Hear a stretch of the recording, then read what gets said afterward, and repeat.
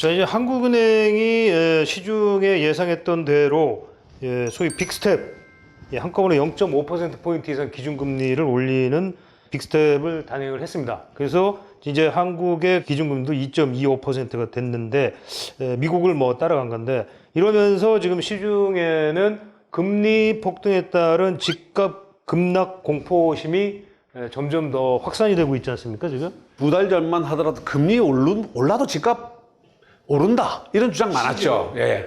왜냐하면 과거를 보니까 뭐 그렇더라. 그래서 금리 별거 아니다. 이런 주장이 있었으나 한국은행이 첫 빅스텝 2.25로 오르면서 실제로 뭐 전세 자금 대출이 6%까지 올랐다고 그러더라고요.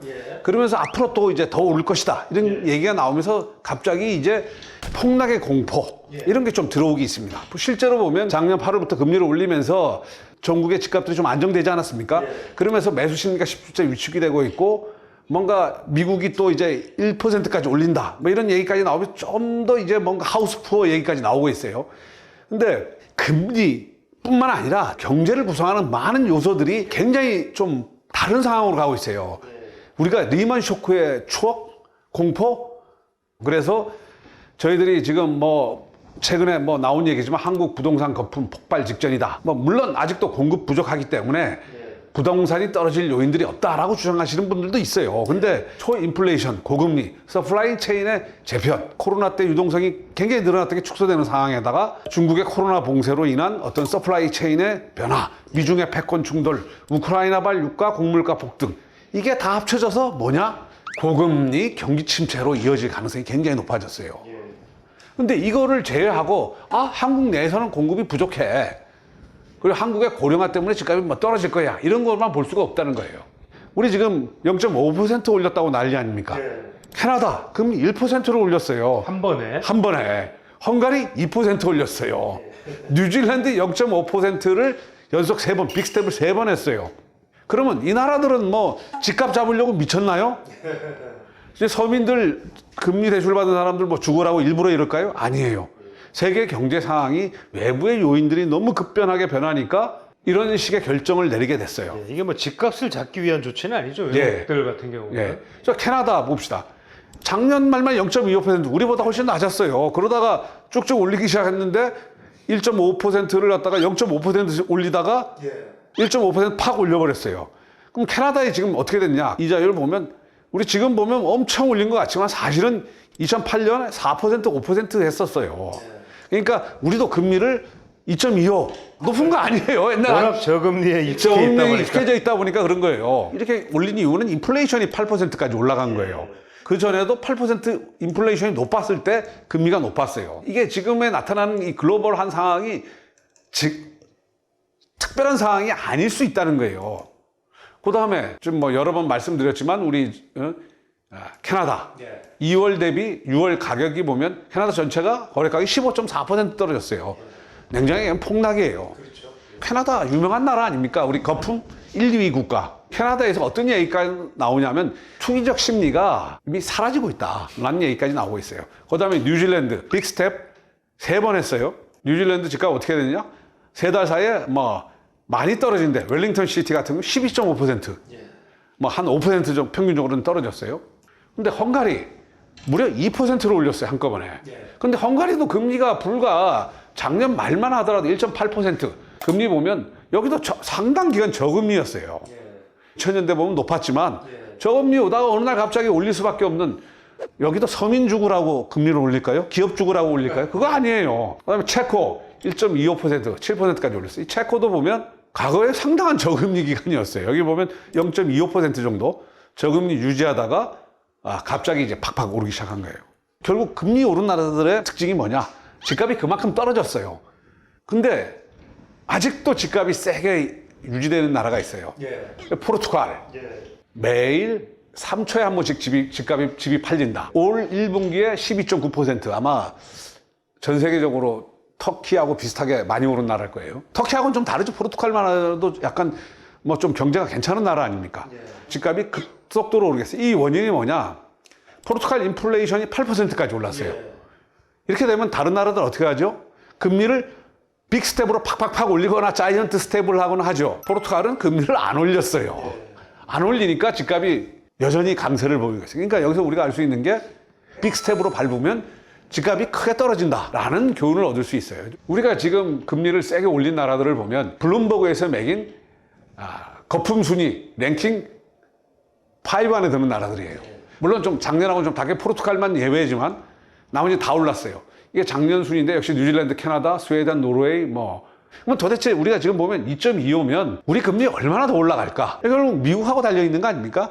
우리가 금리를 올리는 여러 이유 중에 물론 국내적인 상황도 있지만 미국의 어떤 금리가 우리가 금리 역전을 당하는 순간 우리 외환 유출이 돼가지고 경제적 어려움을 겪을 수가 있어요. 미국도 지금 보면 과거에 불과 10년 전에 5%대 기준금리였었고 그 전으로 가면 1980년대 이때 물가가 무려 10% 정도 뛰었을 때 그때 물가를 잡기 위해서 금리를 거의 20%까지 올린 적이 있어요. 과거의 어떤 경험하고 되돌아봐야 될 것 같아요. 미국의 인플레이션 지금 10%까지 오르면서 금리가 오른 거 아닙니까? 근데 과거에 보면 이렇게 금리가 올랐을 때가 바로 인플레이션 시기였어요. 한국에 지금 이제 인플레이션이라는 게 이제 6% 정도 나오고 있는데 우리도 80년대 보면 무려 옛날에 참 물가 상승률이 엄청 30%까지 갔어요. 그 다음에 불과 90년대에도 10% 물가 상승률 시대가 있었어요. 근데 우리가 지금 이 물가 상승률이 여기까지 오른다 치면 정말 특수한 상황에 우리가 처한 거예요. 이때 우리가 단순히 공급만 가지고 한국의 집값이 어떻게 될 것이다. 이렇게 보면 안 된다는 거예요. 2008년만 하더라도 금리가 5%가 넘었어요. 6%. 그전에 80, 90년대 보면 10%가 훨씬 넘는 시기가 있었어요.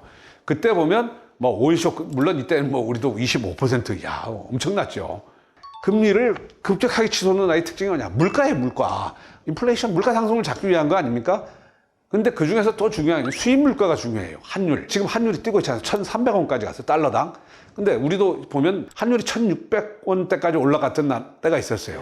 언제입니까? 리만 쇼크 때입니다. 그 다음에 외환위기 때는 무려 1,800원까지 올라갔었어요. 그럼 우리가 지금 사실은 300원 정도 왔다고 하면 이때까지 쓰고 올라가면 이거 굉장히 위험한 이걸로만 보면 경제 위기의 외환위기 사태가 벌어질 수가 있는 거죠. 달러가 대유출 사태가 벌어질 수가 있는 거라서. 최근에 나온 기사들을 보면 국제 한투기 세력들이 25년 만에 한국 원화 공격하나 이런 얘기도 나오고 있어요. 지금 이제 강한 달러 시대가 오면서 특히 우리도 외환위기에 강력한 국가가 됐다고 봤는데 달러 보유고가 사실 우리도 굉장히 좀 많긴 하죠. 했는데 어느 순간에 1달러당 1,000원이 1,300원 30%가 확 올라버린 거예요. 그거 보면 우리 슈퍼달러 펀치 한국서 올 들어 21조 원 유출됐다. 이런 것이 계속 이어지면 저희가 외환위기가 온다 이런 얘기가 아니라 그만큼 이 지금 경제 상황이 엄중하다는 걸 갖다가 얘기를 하는 겁니다. 그다음에 동아일보 책을 나왔는데 지금 각제도상의 시대다. 뭐냐면 지금 위험한 이유가 G2로 분열돼 있어가지고 글로벌 리더십이 상실돼 있다. 지금 미국이 리더십을 발휘하기가 최근 사우디아라비아에 가서 원유 생산 좀 해달라 했는데 사우디가 말을 안 들어요. 그 다음에 중국 변수. 그러니까 G2 간 싸움에 새우동 터진다. 환율 방어. 또 한국이 굉장히 취약한 게 뭡니까? 원자재를 전부 다 외국에 의존하고 있어요. 그래서 한국의 물가, 금리, 환율 삼각파도가 몰려온다. 경제 외적인 변수들이 너무 압박을 하는 거예요. 그러니까 집을 사고 싶어도 금리가 더 오르면 어떡하나. 그 다음에 우리 기업들의 실적이 나빠져서 구조조정을 하면 어떡하나. 이런 여러 가지 요인들이 섞여져 있는 것 같아요. 역시 이게 지금 더 중요한 게 지금 못 버티고 있는 나라들이 지금 있어요. 일부. 스리랑카를 포함해서 한 5개국이 지금 남아시아 연쇄 부도를 지금 내고 있어요. 가령 남유럽 재정위기로 이어진다. 2010년, 12년, 13년에 집값이 떨어졌는데 그거 왜 떨어졌느냐 분석을 해보면 역시 남유럽 경제 위기의 영향이 컸던 것 같아요. IMF 총재가 경기 침체 위기 커져서 내년이 올해보다 더 어려울 수 있다. 그러니까 이게 한 3월, 4월만 하더라도 우크라이나 전쟁만 끝나면 다 해결돼서 하반기 상승론이라든지 하반기 폭등론이 나온 거 아닙니까? 근데 경제를 구성하는 외부적 요인들이 급변하면서 사실은 올 3월하고 지금하고 크게 바뀐 건 없어요. 근데 외부 경제 요인들이 바뀌면서 지금 이렇게 우리도 리만 쇼크급 그걸 각오를 해야 된다는 거죠. 그러니까 무디스 수석이 인터뷰를 했더니 2024년에나 인플레 진정된다. 상당히 길어질 수 있다는 거예요. 아까 했지만 파키스탄, 튀니지 등 여러 나라들이 지금 부도 위기에 처해 있다. 근데 문제는 뭐냐면 선진국들도 인플레이션이 지금 뭐 9% 자기 코가 석자예요.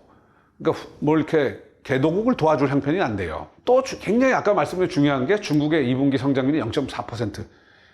와, 이거 굉장히 충격이에요. 5%, 6%. 물론 옛날에 한때는 10%까지 나갔지만 적어도 5, 6% 정도 내야지 중국이 세계 경제의 성장판 역할을 했고 한국은 정말 저희 수출의 절반 이상을 중국에 의존하지 않습니까? 그러니까 어떻게 보면 경제위기급 쇼크가 사실은 찾아온 거예요. 옛날에 경제위기가 왔을 때도 중국은 성장판 역할을 해줬잖아요. 뭐 어쨌든 이게 부동산 문제가 아니고 한국 경제가 박살이 날 수 있다 이렇게 주장하시는 분들도 있어요. 그리고 뭐 가장 이제 중요한 게 주택구입 부담 지수로 보면은 지금 서울이 너무 높아졌어요. 지금 뭐 200이 지금 돌파를 했어요. 200이라고 하면 중위 가격의 주택을 샀을 때 자기가 원리금 상환하는 비율을 자기 소득의 50% 이상을 쓰는 거예요. 그래서 우리도 과거에 이제 집값 흐름을 보면 2008년 때 리만 쇼크 직전이 제일 높았다가 쭉 사실상 안정 단계에 저들렀다가 최근 3, 4년간 이제 폭등한 거 아닙니까? 그래서 그 집값 자체가 너무 높은 것도 부담인데 세계 경제가 이렇게 위기 상황으로 폭탄 주례밭이 곳곳에 깔려 있는 상황을 봤을 때 뭔가 위기 대응 시나리오를 만들어서 조심해야 된다는 거죠.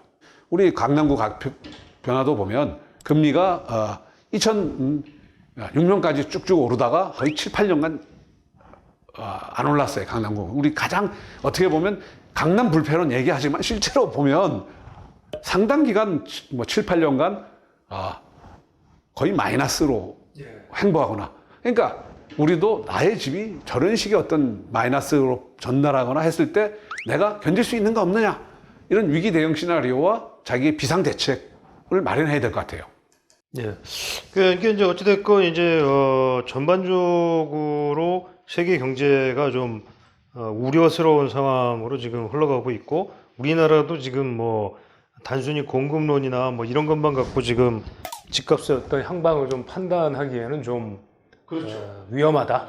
아직은 경기 침체에 돌입하기는 건 아니에요. 하지만 그걸로 갈 가능성이 한 50%쯤 된다라는 전문가들의 전망들이 많아요. 안 들어가면 좋죠. 근데 만약 50%쯤 들어간다고 했을 때 그때는 부동산의 문제가 아니에요. 이거는 지금 착각하시는 게 수급만 가지고 부동산이 결정되는 건 아니에요. 절대. 그거는 정상적인 경제 상황에서는 수급으로 우리가 봐야 되겠죠. 근데 비정상적인 경제 상황 뭐냐? IMF 쇼크나 리만 쇼크 위기가 왔을 때는 뭐냐면 수요 자체가 위축돼 버려요. 지금 상황도 결국은 뭐 내부의 어떤 공급 문제라든지 이런 것보다는 이제 결국 외부 충격이 지금 큰 상황으로 지금 가고 있다. 이렇게 봐야 되지 않습니까? 그렇죠. 근데 여기서 제일 중요한 거는 우리가 그래서 인플레이션, 그 우크라이나를 잘 봐야 될 것 같아요, 지금. 그래서 뭐 푸틴이 서울 집값을 좌우한다 뭐 이런 얘기도 있다고 합니다. 지금 특히나 이제 중국 부양책을 쓰는데도 불구하고 지금 계속 문제가 되고 있다고 하더라고요. 중국이 아작이 나면 우리가 뭐 박수 칠 일이 아닌 것 같아요. 그 한국 경제에도 직격으로 바로 영향을 줘요. 그러니까 이 부동산 시장이 굉장히 이제 글로벌화된 시장으로 바뀐 것 같아요. 그러니까 어찌됐건 뭐 좀 세계 경제의 흐름이라든지 이런 거시적인 것들에 지금은 이제 좀 관심을 가지실 때다. 뭐 이렇게 볼 수 있겠습니다.